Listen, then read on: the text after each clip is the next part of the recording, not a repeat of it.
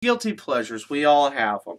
Um, be it a type of food like pizza or burgers, to a form of entertainment like game shows or reality television, even those late night movies, those late night movies. To even singing certain songs when you're by yourself, you sang Dancing Queen in the shower at least once. You know, yeah, you know. Well, we all have them. Even as wrestling fans, we have certain matches that, while they don't really have the greatest of, they're not technical masterpieces or they're not historically significant or whatever. But we just have a lot of fun watching them. To be honest, I have quite a few myself, and I'm glad that you fans voted to allow me to share them with you. So, without further ado, ladies and gentlemen, my first countdown show, my top 10 guilty pleasure matches.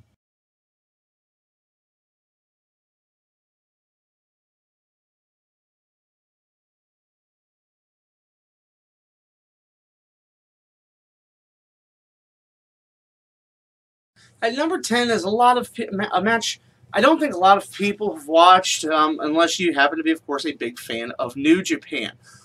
My number 10 guilty pleasure match is Togi Makabe versus Tomohiro Ishii for the Never Openweight Championship at Wrestle Kingdom 9. Um, and the reason I like this match is, yes, I like a well-told story. I also like seeing a technical masterpiece, but every so often you just want to see two really tough guys beat the holy crap out of each other. Now, as I said, this match featured the Unchained Gorilla, Togi Makabe, and the Stone Pitbull, Tomohiro Ishii. More people might be familiar with Ishii because of his recent reign as the Ring of Honor Television Champion. He reigned for about 3 months. He beat Roderick Strong for it, and then I think in February, and then in May he got beat by Bobby Fish for it. But again, like I said, it's just two big, tough guys, and really, it doesn't get much tougher than these guys, especially even in New Japan. Um, like I said, this one is just pretty much two really tough guys seeing who is the tougher man. Really hard hitting on both accounts, and it was so good they did it again at Wrestle Kingdom 10 with the same stipulation for over the Never Openweight Championship. On both occasions, Togi Makabe ended up the victor. Now, like I said, these sometimes you just want to see just a good old-fashioned fight, and this match definitely fits the bill.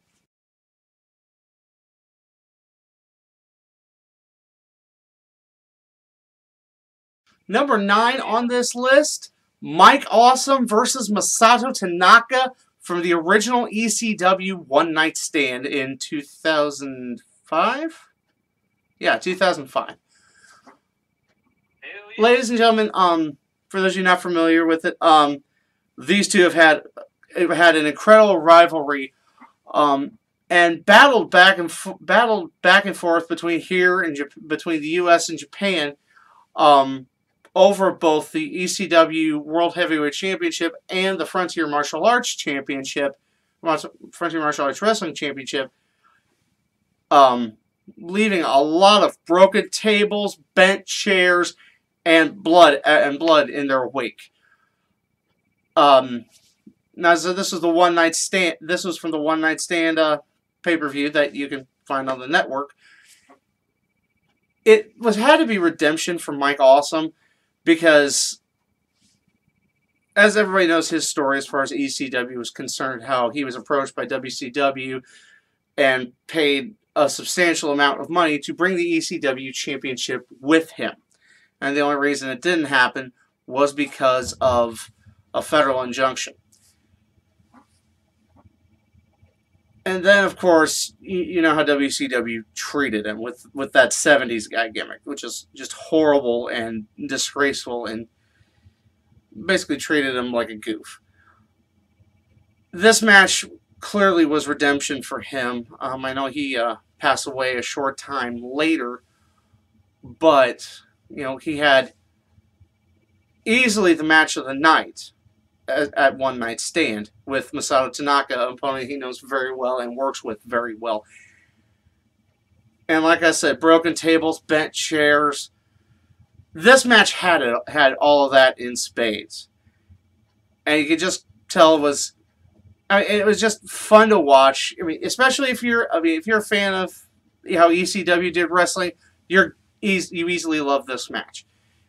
And if you're a casual fan, this match kind of just shows that passion.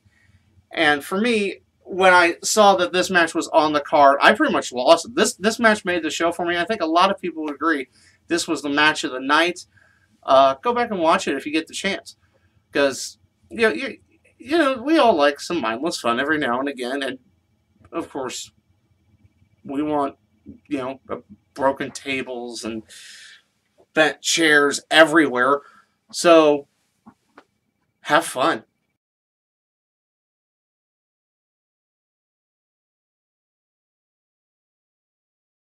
Okay, a lot of people are gonna think this is interesting because this match ranks so low for me.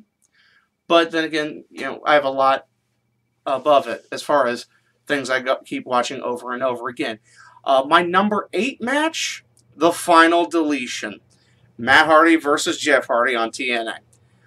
As you know, this was while the broken Matt angle was still kind of in its infancy, and then it started getting crazy, really crazy with the Brother Nero stuff. And by this time, all the set pieces were in place with Senior Benjamin and Vanguard 1. But it never really came together until this exact moment. And while I've made the statements that it looks like TNA put this match together with their last $80 on the Hardys property, it's fun.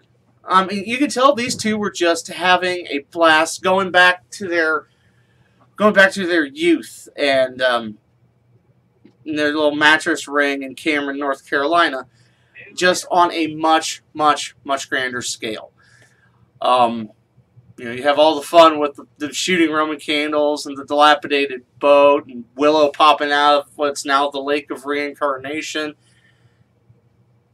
And it just, you can tell it was fun, and it shows. And a lot of people are still so divided on it.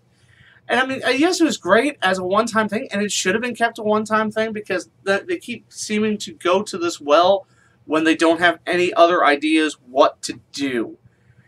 And it's a shame, really, because it was great, but now they're starting to overuse it. But if you go to the original one and watch it, I have a lot of fun watching it.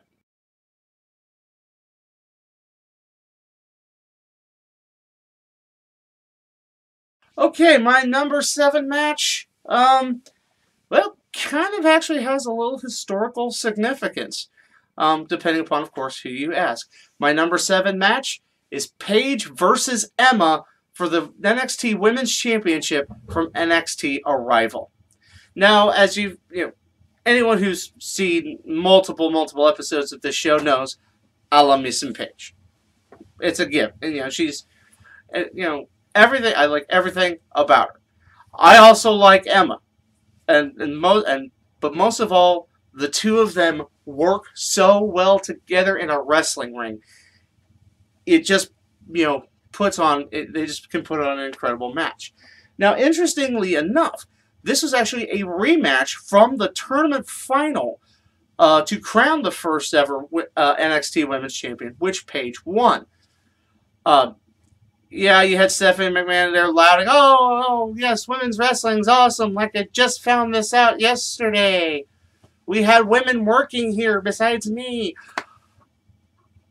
Don't let Stephanie existing take away from this match. Flat out, it is a damn good match. Not a damn good women's match, a damn good match. And on the Women's Revolution episode 24, this was cited as the catalyst for the Women's Revolution. Now, I'd like to believe that the best days of Paige and Emma are still in front of them and not behind them. You know, and yes, with Paige being injured and Emma being in constant holding pattern, hopefully we'll get to see something like this again. But as it stands, this match set the bar for women's wrestling as it is now in WWE. I mean, you had, this would be like on par with like the best you'd get from Shimmer, the best you'd get from like any other all-female promotion. But flat out, great, solid match. And for me, great, solid matches, always worth a watch.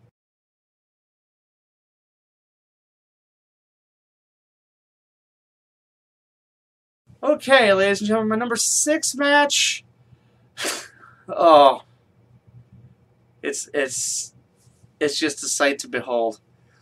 My number 6 match is Bill Alfonso versus Beulah McGillicuddy from ECW. A lot of this is actually mentioned in the Rise and Fall of ECW that it had been rumored that Bill Alfonso, who was originally a referee but then became a manager in ECW, that he was funneling talent over to WCW. Well, in order to prove his loyalty and save his job, Bill Alfonso got into this match with Beulah McGillicuddy. And originally it was just supposed to be just basically him getting beat down, but it ended up a bloody, bloody mess. There's times when I watch this match, I think, how is Bill Alfonso even alive? He got cut open and he just poured out blood. It was just him bleeding all over the place. It's a frickin' mess. But it's just, it's a classic from the ECW library. And a lot of fun to watch if you like seeing somebody get their comeuppance, because Bill Alfonso was a thorn in the side of a lot of people in ECW, and it's like seeing it's like seeing what am I trying to get? It's like seeing Bobby Heenan get put in the weasel suit on a very gory level.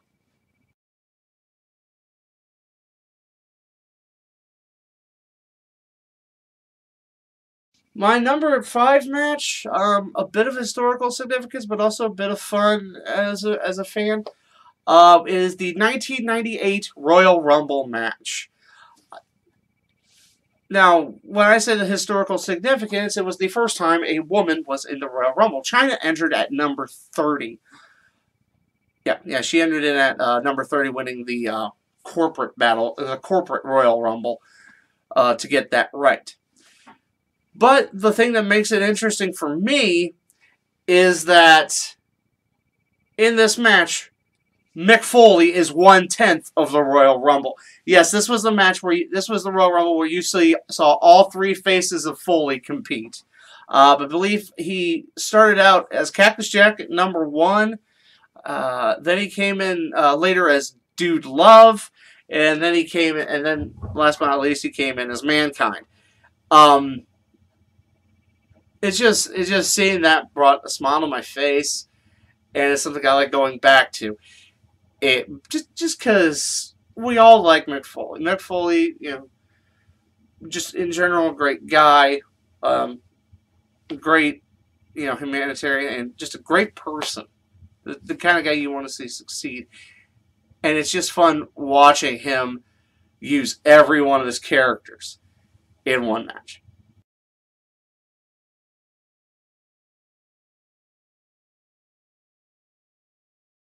My number 4 guilty pleasure match actually has a lot of historical significance, because you see the rise of not just one, but two great wrestlers. My number 4 guilty pleasure match, Steve Williams versus the Punisher. It is a rare find from the USWA library. This was the USWA Texas branch, which was run by gentleman Chris Adams. Now, the reason I say this has historical significance for two wrestlers, well, the main one initially, this was Stone Cold Steve Austin's debut match. The one he said that gentleman Chris Adams referred to as the drizzling shits, and made him sit there with the steel chair at the entryway and watch the rest of the show so that he would learn. Now, he did get to work with a guy who had several more years under his belt in the Punisher. Now, well, as we said, as everybody knows, Steve Williams went on to become Stone Cold Steve Austin. This is from USWA to WCW to ECW to WWE to Hall of Famer to icon to actor to reality host to podcast. We all know the path he took. But not a lot of people know the path of the Punisher.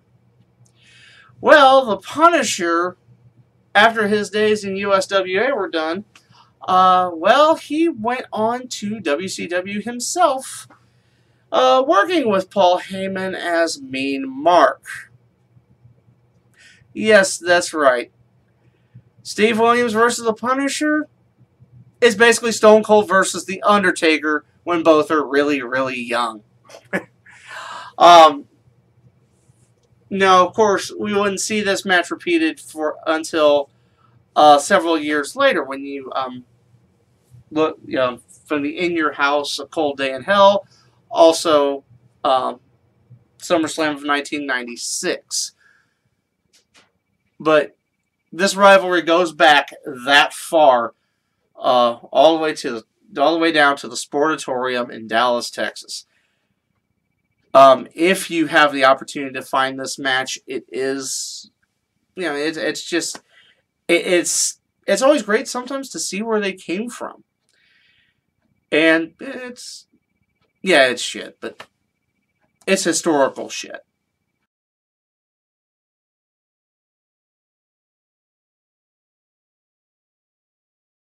Now, number 3 starts into where I get into the crazier stuff. I mean, these matches are kind of mindless and weird, but I thought they were a lot of fun. And definitely weird and fun is a couple of words I use to describe my number 3 guilty pleasure match, the Gimmick Battle Royal from WrestleMania 17. I mean, Bobby Heenan put it perfectly. This match did look like a riot at Let's Make a Deal. I mean, you got some of the craziest gimmicks in this. And, I mean, you had the likes of, you had Sergeant Slaughter, you had the Iron Sheik, who ended up winning it.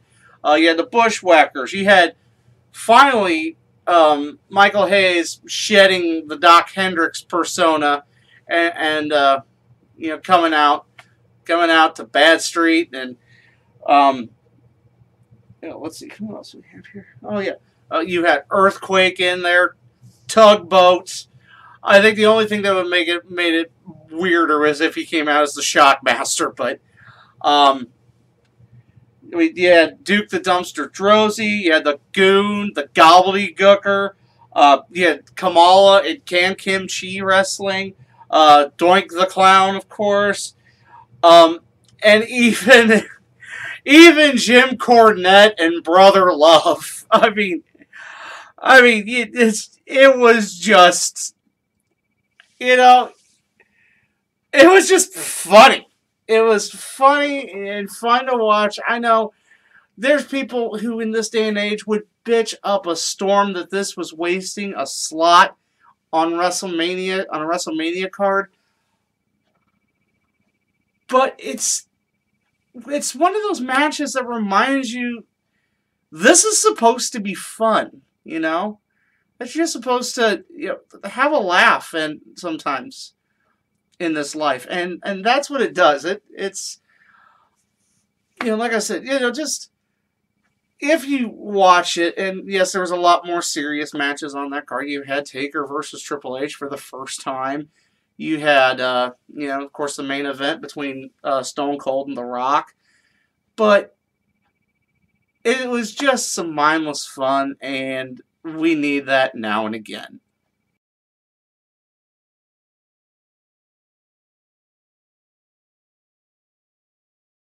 Okay, now my number 2 guilty pleasure match, a lot of people are going to be like, why do you even like this?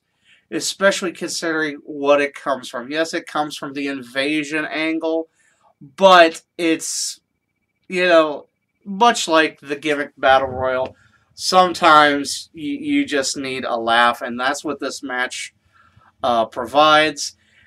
My number 2 guilty pleasure match, Earl Hebner versus Nick Patrick from the Invasion pay-per-view. Yes, that's right. Ref fight. Ref fight. Now, yeah, there is, of course, overselling all over this match, and it's, of course, was just, just, you see more flops in this than during a European soccer game. But I like it because it's just, it kind of gave that all-encompassing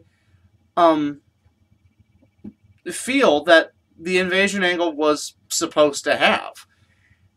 And if you see it off in the corner, you will see former WWE official Jack Doan lay the sweetest flying elbow you will ever see on one of the WCW referees. And that was the move of the match. Not even with Earl and Nick, who, and then, of course, seeing Nick Patrick get his comeuppance with Mr. Sacco when Mick Foley gave it to him. But like I said, mindless fun. Just mindless fun. Yes, I know the invasion angle was bad. Yes, I know it ended up horribly. Yes, I know it proved no point other than you should never, ever, ever, ever, ever let Stephanie McMahon write. But like I said, fun.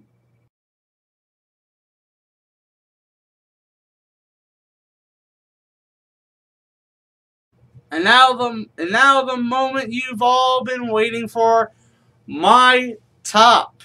Love this list. My number 1 guilty pleasure match. It kind of should come as no surprise for those people who actually know me. Undertaker versus Undertaker from SummerSlam 1994. Now, let's face facts. This was the first time you saw a mirror match in wrestling. And it's I mean, let me give you a little backstory of it. As a lot of people know, at the Royal Rumble of '94 was when Taker lost that. Was when the Undertaker lost the first casket match to Yokozuna, and he was put in the casket, and he went away. I mean, legitimately, Mark Calloway was injured, and he didn't, and he needed, of course, to take time off. So then, he said he would return, and then, of course, there was that whole big hullabaloo of where did the Undertaker go. I think Leslie Nielsen was brought in to investigate where the Undertaker went. I want to say that was for WrestleMania. WrestleMania. Shoot, that was 1994. Yeah, WrestleMania 11, I think, or 10. 10, any one of the two. Doesn't matter. Anyway, so this was when Ted DiBiase. Oh yeah, 11. It was 11. This is when Ted DiBiase said that he had brought back the Undertaker, and he had the Undertaker. He had the Undertaker, and Now, Paul Bearer was screaming at the top of his lungs. This wasn't his Undertaker. And so then he was doing some, walking through the graveyard trying to find and then he summoned it, and then you had this match. You had Ted DiBiase's Undertaker, who was, and then Paul Bearer was supposed to bring an Undertaker, and he just, he wheeled out a casket and then opened up, dry smoke everywhere, and then he brought this big ass urn and opened it up and big light coming out, and then out came his Undertaker. Now, for a little bit of backstory, yes, Paul Bearer's Undertaker, yes, was Mark Calloway, and it was Brian Lee, who many of you might know as Chains of the Disciples of Apocalypse. And yes, I know. It wasn't the same. But hey, this was you have to understand. This was 1994. This was Undertaker versus Undertaker. This match was awesome. Just the sheer thought that this could actually happen, and that to an extent they pulled it off. And then Ted DiBiase's Undertaker was never to be seen again, and it was just wonderful, because you have to understand, the Undertaker is the reason why this is my top pick. The Undertaker is my favorite wrestler of all time, and just his the sheer presence of it and all. And I believe I've mentioned this on several occasions, and the fact that you had Undertaker versus Undertaker. I mean, in a industry where you have these larger than life characters, going at it, basically, a living comic book. It's if you cut it down, that's what wrestling is, in a way, a living comic book. It's even in an unbelieving world, with over the top characters such as that, this match is just unbelievable, and it's a lot of fun. I constantly go back to it. Before the network existed, I hunted this match. I actually found it on a WWF home video set, and then I got the network, and now I can watch it, literally whenever I want, wherever I want. And I mean, a lot of these matches on the list you can find on the network, and it was just that simple fact of taking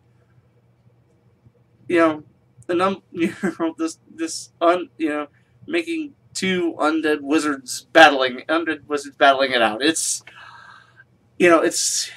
just for that point, and the fact that Undertaker's my favorite. That's what makes this my #1 guilty pleasure match. Well, there you have it. Those are my top 10 guilty pleasure matches. If you ever get the chance, if you haven't seen some of these, I say watch them. I know a lot of them aren't going to be technical masterpieces. A lot of these are hard, if not very impossible to find. If you have trouble finding them, let me know, and I can hopefully steer you in the right direction. So it asks the question. That's my list. What are some of the bad matches that just feel so good to watch for you?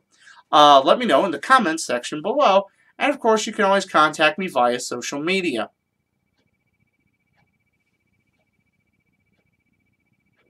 Oh, there it is. Oh, let's go. And as always, make sure to like this video, give it a thumbs up, share it with your friends, and of course, if you're new to the channel and this is the first time you've seen me, while you're here, click that subscribe button.